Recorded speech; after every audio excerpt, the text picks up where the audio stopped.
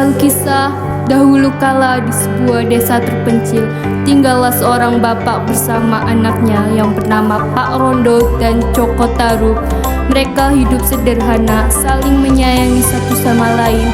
Namun kebahagiaan tersebut sirna ketika Pak Rondo mengalami sakit-sakitan.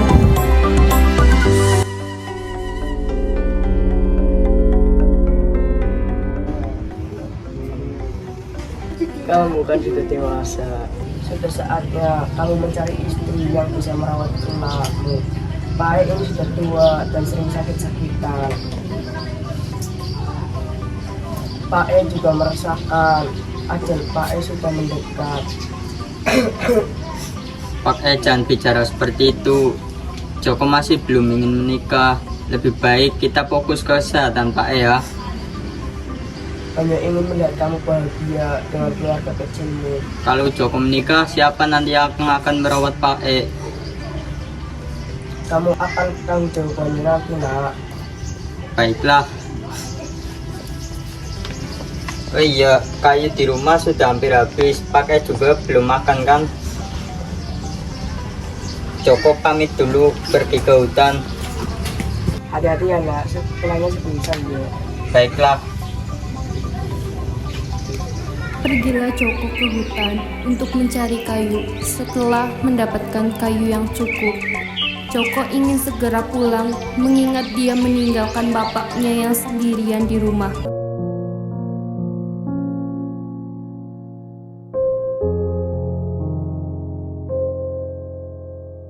Tano, gimana Joko? Kenapa belum pulang? Tadi aku lihat dia pergi ke arah hutan. Tano, cepat cari Joko sekarang. Iya, iya.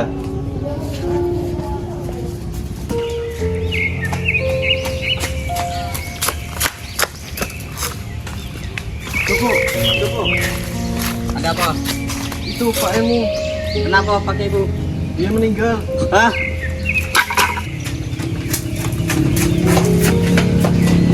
Pakai, bangun pakai. Dan tinggalin aku pakai. Yang sabar ya Joko. Yang sabar ya Jok. Sabar nih Joko.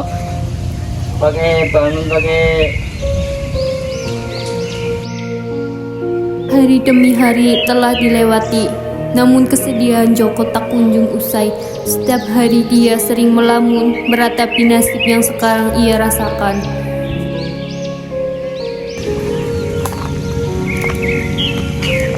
Joko. Jok. Kalian. Joko, kamu kok melamun terus ya tadi?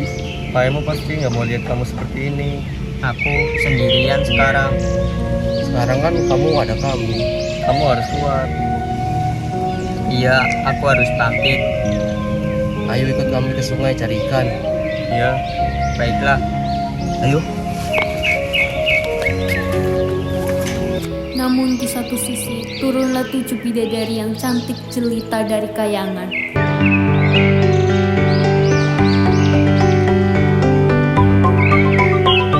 Lihatlah saudariku, indah sekali bukan pemandangannya? Wah, indah sekali. Iya kan? Gimana kalau kita segera mandi? Ayo sebelum ada manusia. Ayo.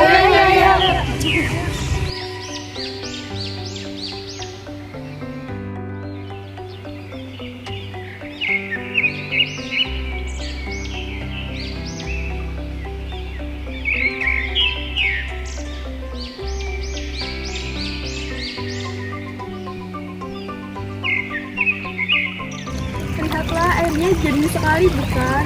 Bahkan aku juga bisa melihat dasar sungai ini. Ya benar sekali saudaraku. Tapi rasanya aku ingin berlama-lama di sini. Mana bisa kita berlama-lama di sini? Kalian seperti tidak tahu ayah saja. Ya aku setuju. Karena kita sudah jadi ke ayah pulang sebelum matahari terbenam.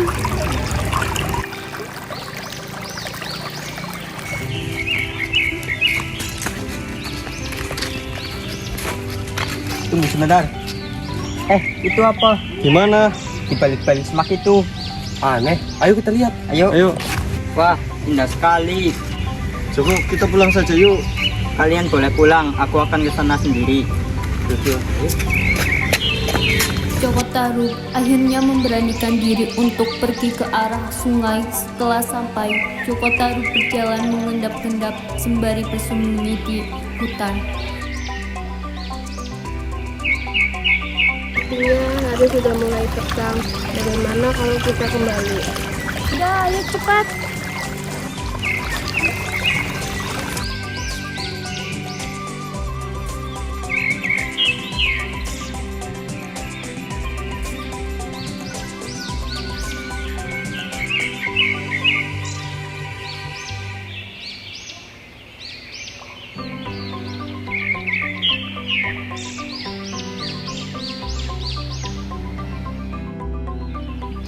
Ayo cepat Nawang, mengapa kamu belum memakai selendangmu? Selendangku hilang. Apa mungkin kamu lupa menaruhnya, saudariku? Tidak, aku ingat sekali. Aku menaruhnya di sini bersama selendang kalian. Wulan, jika kamu bisa memilih, pasti kami akan ikut mencari selendangmu. Tapi kamu kan tahu sendiri kalau kita disuruh ayahanda pulang sebelum petang. Benar-benar minta maaf Nawang Wulan. Kami harus meninggalkanmu di sini.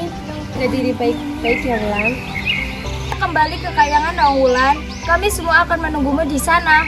Aku mohon jangan tinggalkan aku. Jangan tinggalkan aku kakak. Jika suatu saat kamu menemukan selendangmu, maka segera kembali ke kayangan Wulan, dan kami akan kembali bersama. Keenam bidadari terpaksa harus meninggalkan Nawang Wulan dengan perasaan sedih. Tak berselang lama, Joko Tarub menghampiri Nawang Wulan yang sedang memandang kosong ke arah sungai karena kehilangan selendangnya. Siapa kamu? Mau apa kamu di sini? Tenang, aku bukan orang jahat. Sepertinya kamu tersesat. Baiklah, aku percaya kalau kamu bukan orang jahat. Dan siapa namamu? Namaku Nawang Wulan. Namaku Joko Tarub. Bagaimana bisa kamu di sini? Sebenarnya aku turun dari kayangan, tempatnya di negeri limpah. Tapi saat aku mandi di sini bersama 6 saudariku, tiba-tiba aku kehilangan selendangku. Aku tidak tahu harus bagaimana. Baiklah kalau begitu, jika kamu butuh tempat tinggal, rumahku ada di sana. Aku bisa menginap di rumah temanku. Baiklah, kalau kamu mengizinkanku untuk tinggal di sana. Baiklah, mari. Ibu, kasihan ya si Joko, dia udah ditinggal meninggal sama bapaknya, padahal kan dia belum menikah. Iya, padahal umurnya sudah 30 tahunan. Iya Bu, betul.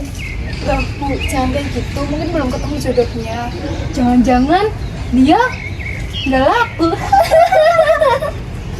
Loh Bu, lihat deh, bukannya itu Joko Tarub.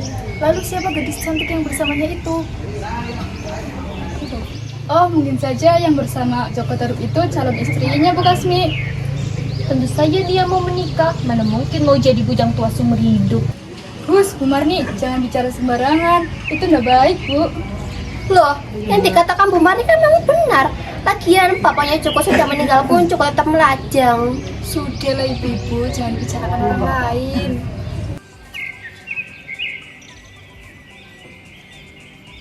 Nah Joko, siapa yang berada di sampingmu? Kok sangat cantik sekali? Ya Bu, perkenalkan ini Nawang Wulan. Baguslah kalau begitu. Sudah lama juga dirimu melajang, Joko. Sudah seharusnya dirimu mencari calon istri sebelum bapakmu meninggal. Sudahlah Bu Lasmi. Nah Joko, jangan dengarkan apa perkataan dari Bu Lasmi ya. Loh, itu kan memang benar. Nah Joko pulang saja. Pastilah Joko lelah setelah menjemput calon istrimu yang cantik ini. Kalau begitu kami pamit dulu ya Bu. Mari. Iya. Setelah beberapa bulan, ternyata Nawang Wulan mulai nyaman dan terbiasa tinggal di bumi. Tak disangka, ternyata ia mempunyai rasa kepada Joko Tarub, dan begitu pun sebaliknya. Joko, aku senang sekali di sini. Benarkah? Iya, Aku mencintaimu. aku juga. Iya kah? Iya. Setelah mengungkapkan perasaan, mereka akhirnya memutuskan untuk segera menikah.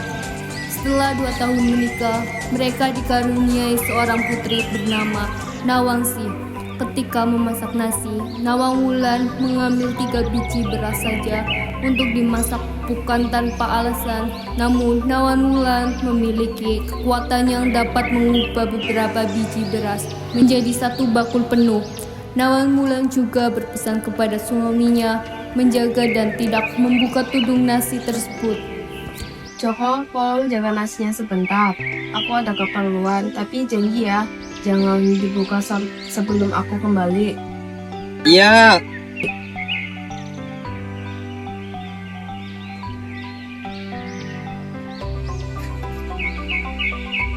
Hah? Kenapa berasnya cuma ada 3? Apakah dia benar-benar memasak nasi?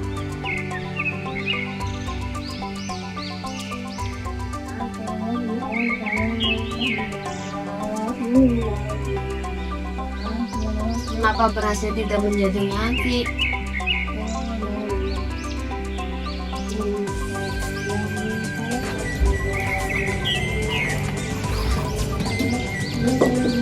Jadi selama ini Joko yang mencuri selendangku.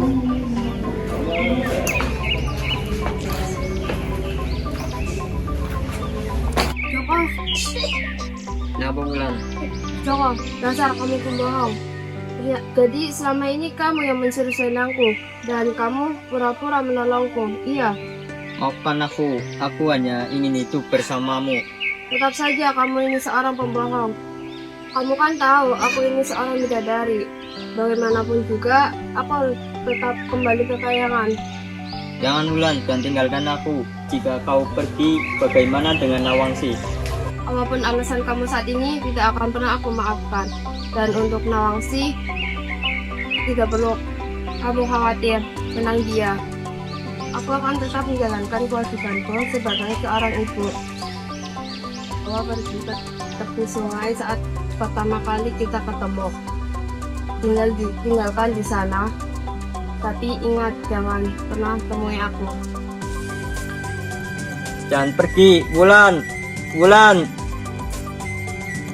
Ibumu sudah pergi, Nak. Dengan selendang baru yang ditemukannya, Nawang Wulan pergi jauh ke kayangan. Ia pergi meninggalkan anak dan suaminya. Sementara Joko Tarub kembali merasakan kehilangan. Tetapi penyesalan tidak membawa Nawang Wulan untuk kembali kepada Joko Tarub. Bidadari itu telah sakit hati dan kayangan terlanjur telah menunggunya. Pesan moral yang dapat diambil dari cerita Jaka Tarub adalah tentang pentingnya kejujuran, pengorbanan, dan kesadaran atas kesalahan yang dilakukan.